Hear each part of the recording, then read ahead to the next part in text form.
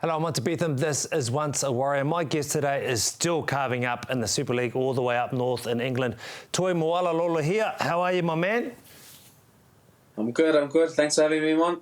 So what, you're in Manchester? Who are you playing for? Yeah, I'm in Manchester. I play for the Huddersfield Giants over here. My second season with them. Oh, second season. I can't believe it. You're 28 years of age. You are a young man. Yeah. I feel old. Been around a while. I think this is my 10th pro season. And around there, up north, there's a lot of ex-Warriors up there too. So I just wanted to get your insight to who's playing well. Let's say it's an ex-Warriors Merit side playing in the Super League. Fullback? Myself. Of course. Who would be the winger? I got David Fusitu'a, who plays for Leeds. Centre? Connie Harrell, plays for St Helens. Your half? Mason Lino, Wakefield. And your prop? I go for Alba Vete, plays for Castleford. Hooker? I'll go for Elijah Taylor, who plays for Featherstone. Your second row? I'll go with James Bell, who plays for St Helens. And your lock? I'll go with Siwa, who plays for Catalan Dragons. What that does is it highlights how many ex-Warriors are over there in the Super League. How often do you guys catch up over there as a group? It's funny because coming through, like, when I play 20s in it, like, my closest mates is, like, Mason, David, Atta. We kind of all played 20s together and local league at Marist and stuff like that. So it's pretty cool that the people that I was with back at Warriors, we're kind of all on this side of the world now. And, we catch up quite a bit. We talk almost every second day in there. So it's pretty cool. Well, Tui, you've been up north for some time now, so let's take a look back at some of the action down under in the Warriors jumper. Look at Tuimoala Lolohea explodes down the short side. Lolohea! Lolohea takes on Hastings, puts the kick back in field. Well, what about the magic for the Warriors? Lolohea, look out! Lolohea keeps going. As Lolohea finds some more room. Tuimoala Lolohea makes Mount Smart erupt. And Tuimoala does it himself. Tui, when you watch that back, man, geez, you could carve. What's your memories of those highlights? Yeah, makes me feel old. It feels like a long time ago. I'm kind of got a little smirk on my face just to think back, of how my journey was back in New Zealand. It was my hometown. Got to play for my home team. Players that I kind of idolized as well was part of the teams they were a part of. So it was pretty special growing up. I always just watched the Warriors. I remember watching that grand final. Just seeing the players that had come through. Used to watch you, Stace, and all them play. And then just me kind of picturing myself doing that when I was a bit older. And then I was quite fortunate enough to do that coming through the system at Warriors. Your debut year, under 20s, 2013, you had a great year. How was the experience for you? That was a pretty big year for me. The transition from local league to kind of semi-professional sort of type. Traveling every second week. It was the life, really. It was pretty cool. I look back at it thinking, man, I was quite lucky. I got to play with players that year. To lose the grand final that year, it was pretty disappointing. But, to be in another final series, that's been the history of kind of the Warriors were always in the final series. And to be a part of that still was quite special. I think 3/4 of that 20s team, carried on to playing first grade, which was pretty cool. Did you look around and think, this guy's going to make it, that guy's going to be first grade? Because there's a lot of guys that kicked on from your year. I think for me personally, I kind of had a feeling that, the guys in my team that were going to kick on and play first grade. You had a bit like Raymond Faitala, Mariner, I think Michael Seal was in there, Saliva, Sam Lisone, Mason, David Fusitu'a. Warriors used to always have a really good 20s team. From me watching them to playing in it, they always had people that kicked on from that competition into first grade. And when I was there, I kind of seen the same thing as well.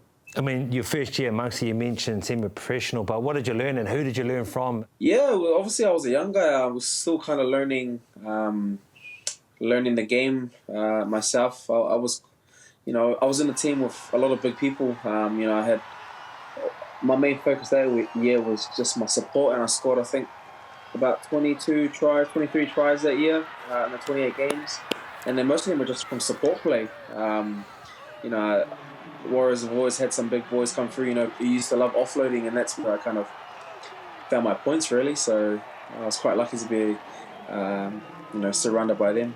The mindset to how you played a game then and what you'd feel going into a match to what you feel now.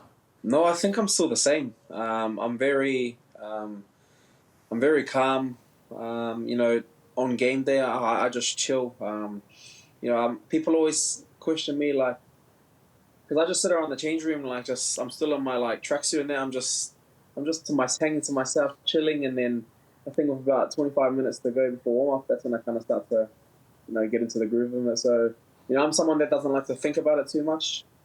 Just that's what the week of training is about: prepping, getting all that stuff in, and then just game day kind of turn up really. So 2014, you hadn't made your first grade debut as yet, but you put into a very good Auckland NRL 9 side, and not only that, but you get to play against all the superstars in one weekend at the same time. Was that daunting, man? Yeah, that was unreal. I kind of feel like the way that I play is a kind of like ad-lib footy, and that kind of suited the way I played. A bit more space, got to use a bit of footwork in that. I think that kind of suited me, and I managed to play in a couple of tournaments while I was back in New Zealand, and I still remember playing in that first ninth tournament. As a young boy, I was on the wing for a bit. I remember scoring my first try against Manly. I can just picture it now. So it was pretty cool experience. Not just for me, but like just seeing all the fans go crazy in that. Who are the players that you were playing alongside that you enjoyed to play alongside? I think the first one, most people would know would be Sean. He killed it in those tournaments, and I kind of looked up to Shawnee as well. Feel like we played quite similar. He used to love attacking in that, so he was up there. There was I think the Fish was there. Who I think was one of the fastest. It was a good campaign. We didn't win in that, but the fans still loved it. Yeah, Sam Tompkins was there as well. I mean, you would have seen a bit from him over the Super League, and he was absolutely killing it and then came back home. What was it like playing with Sammy? Because, he's a big name coming from England. I highly rated Sammy T.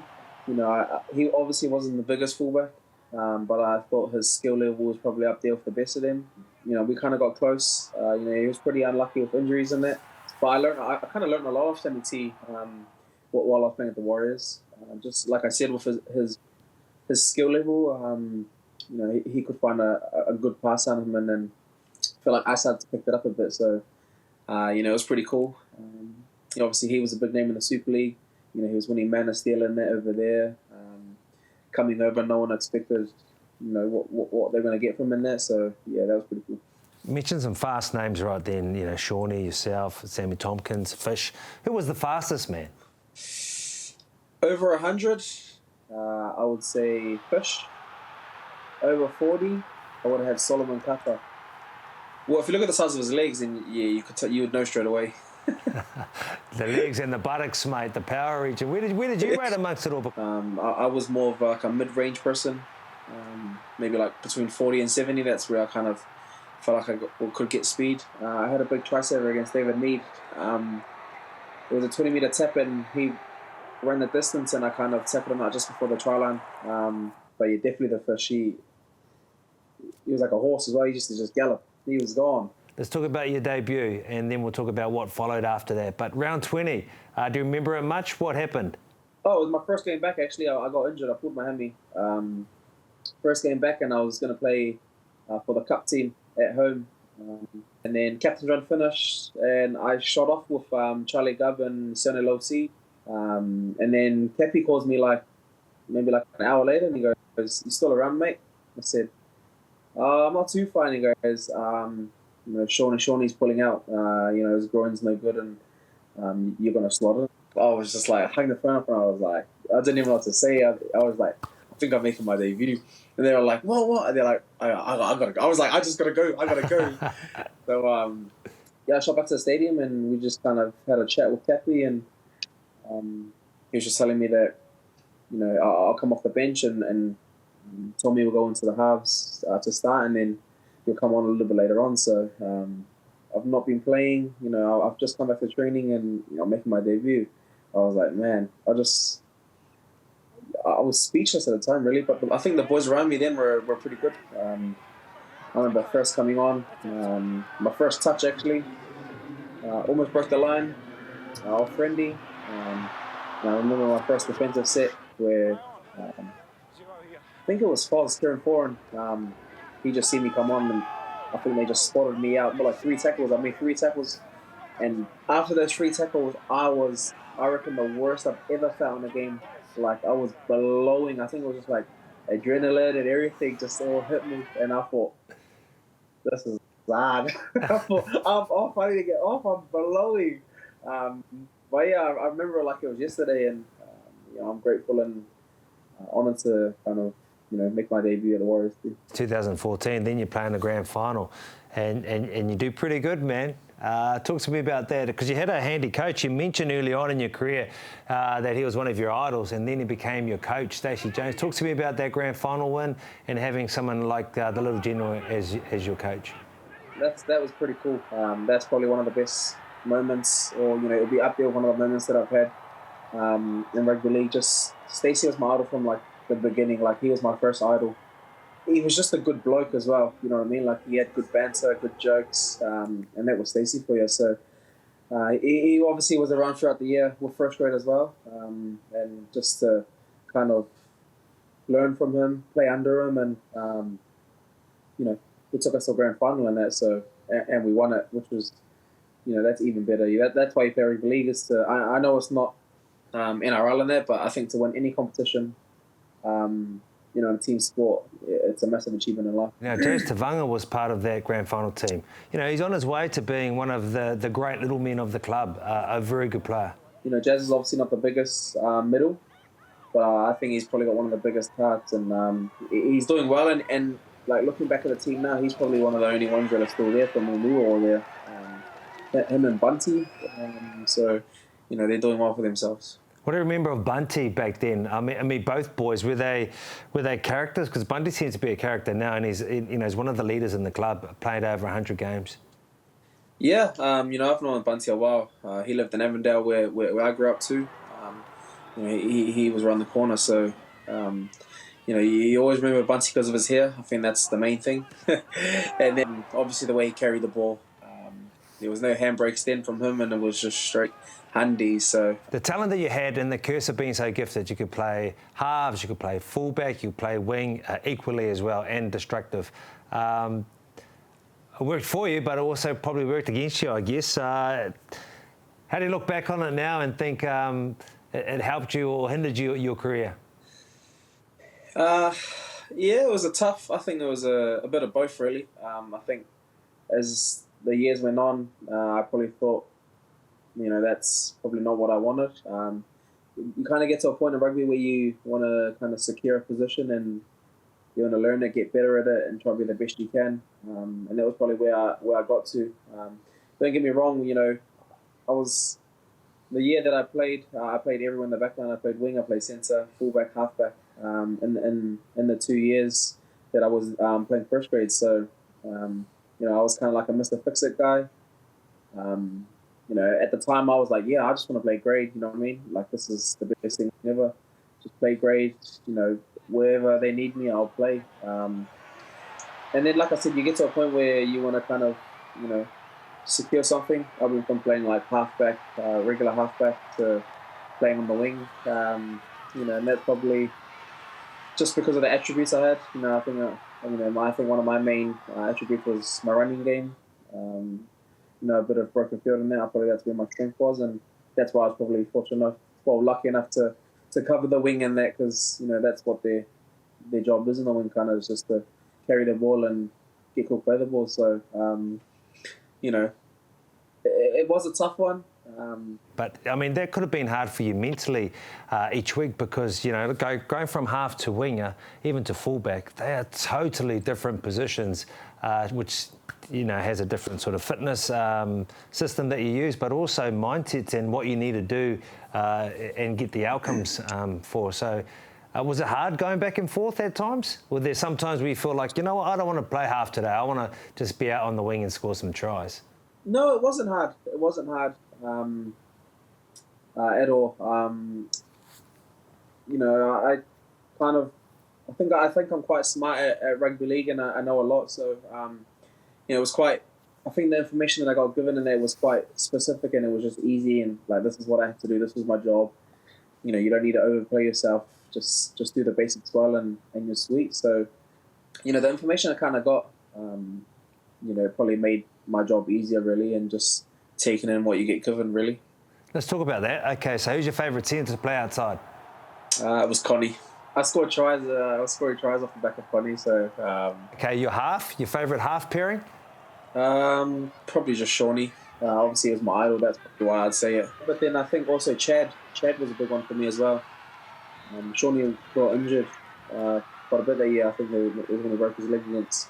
That'd be Manly, actually. And then Chad kind of was like the dominant sort of half, and we kind of built a good relationship that year. Chad talented. Probably helped me a lot. Just keep it nice and simple in it. Chad, I think he's one of the professionals of the game. Just little detail, video wise, just doing the little things right. I thought, he was a game controller. That was his strength, his kicking game. It was pretty good too. So I think, he's not the superstar that, some people are like, but I thought for the job that he does, while controlling a team run and just doing the basics well, I think, Chad probably, he'd be up there as well, one of the, top guys that do that as well. As the experienced man who knows a lot about the game of rugby league, when you look back at the Warriors, where do you think your best position was? Not necessarily your favourite position, but which was your best position when you played the best? Probably fullback. That's a tricky one because I obviously played like 6 games here, 6 games. So it's between fullback and the wing. The only reason I'm saying the wing is because I found a lot of joy, scored a lot of tries in that. So that was probably one reason for being on the wing. But I think fullback, it's a tricky one, really. It's hard to answer. But in 2017, it was a mid-year transfer, and it was half that was the position that you wanted to play. Was that the position that was key in your mind then? Yeah, definitely. That's kind of what I played 20s, and I played, obviously, my debut at half for the Warriors. So, I kind of wanted to be at home term, and that was the main reason for leaving the Warriors. I was playing on the wing. Obviously I was playing reserve grade that year as well, and Ivan Cleary kind of, they were having problems with the Tigers at the time as well, and there was a spot for me to go and play halfback. So, as a young guy, I thought, man, this is probably where I can get my career going to a position where I can kind of play. So, that was the reason for it. Do you sometimes look back and go, oh, maybe I left a little bit early? Yeah, I think about that a lot. Even my wife, she always says here and there, like, do you think we left the NRL too early? I'm like, yeah, but, I'm loving it. I love my lifestyle here. I've built a solid foundation over here for the last 5 years. I don't have any regrets. I think it's just all part of my journey, really. So, I do wish that I stayed longer than NRL. I felt like I left quite early. Quite young, sorry, I mean. But it is what it is. I'm happy, and, that's the main thing. Now, you scored a try which was epic, but people probably don't always remember that you scored it because it was Friendy who did the overhead pass, no look. Talk to me about that moment. Did you actually see that moment and you scoring that try? Yeah, that's definitely the best try that will probably ever happen. I'm not being like biased there or anything, but that made like ESPN in America, that was like #1 in that. So, you can't complain of that. I just think I think that just summed us up as like the Warriors. Like, it was just that sort of rugby league that we played, and that was the perfect example. Like, obviously you were saying with the like no lookers, that was just the Warriors. I feel like that was when we started playing our best rugby, is when offloads started happening in that, and just getting the ball to people who could just beat defenders. And that's what it was, Friendy putting himself in the picture. You know, and I think out of all people, I think only Freddie could have done that. Doing a backflip, and then, you know, Sean doing his flick pass into Sammy T, and then just, finishing in the corner. You know, I'll never forget that. Just, you know, people thought I dropped the ball in there and stuff like that, but yeah, it was crazy. How did you rate your finish, mate? Yeah, that was a 10 out of 10 for me. I had 3 defenders on me too, so I think I done well. Roger Tuivasa was another one of my favourite Warriors, and to see you two against the Roosters combined for a try in Golden Point, epic. Talk me through that. Yeah, that was a massive one. You know, probably more bigger for Roger. You know, first game against his old team, and it was pretty much the first set of Golden Point. You know, I think there's a lot that goes into the kind of picture. The escort, I think, was pretty good, because when I got the ball, I kind of found space straight away. You know, I kind of beat, I think, like 3 defenders in there, and then I had a one-on-one fullback, and he kind of just got me. And then when I spun around, Roger was there, so I gave him the ball, and you know, he kind of done the rest, fended off someone. He slams it, and he does like a backflip, and then like it was like he's doing some sort of like crump move. It was funny as though, like, but you know, I think, you know, that was pretty special. If you were to sum up your time at the Warriors, Ben, how would you sum it up? I love my time at the club. It's somewhere, you know, where I felt like I kind of got engaged with the fans. You know, it was pretty cool, and I think the brotherhood of the Warriors is, you know, it's quite tight. You know, you're pretty much like brothers.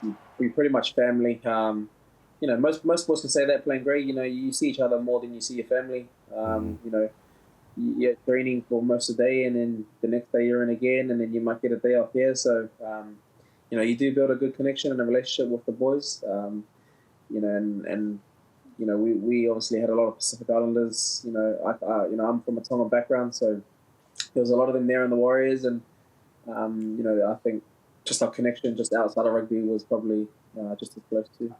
I loved it so much. Like I said, it was my hometown, you know, the home team. Like that's, you know, the Warriors are always going to have a close, you know, part of my heart, because that's just what we grew up knowing, really. Warriors.